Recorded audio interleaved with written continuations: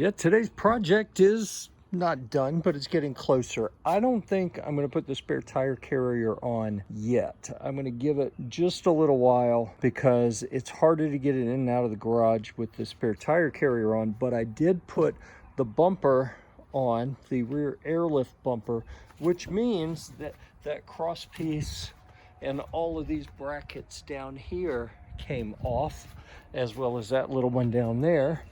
And I really did it so I could put this on.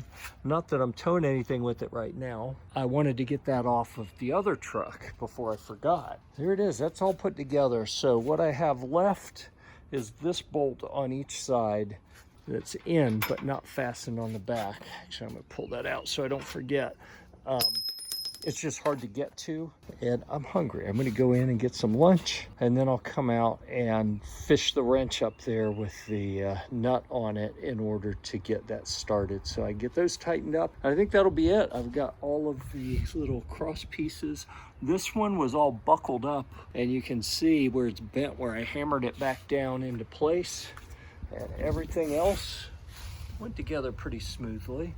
The stack of different pieces in here was a little tricky because this is not a standard piece, and it changed the length of the bolts that needed to go in. Everything else went together pretty good, and I like having a little bit of sacrificial metal at the back. So if someone's gonna hit me from behind, I want them to hit that and maybe spare some of the other parts of the truck that bend a little easier. Plus there's some utility in having additional tie down points and the ability to put that little 2-inch receiver hitch on, which if nothing else, I can put a hitch rack in it, like a luggage carrier, to carry additional stuff for me. Now, if you're wondering step by step, how does this get done? We've actually got a couple articles and videos on Gear Report already. Ruben at Damage Control Customs did one. AJ at the Hummer Mods channel, he did a video. So we've got a couple videos. I think Jason Sanders may have done a video. Maybe it was how to put the tire carrier on. Maybe it was how to mount the bumper. But we have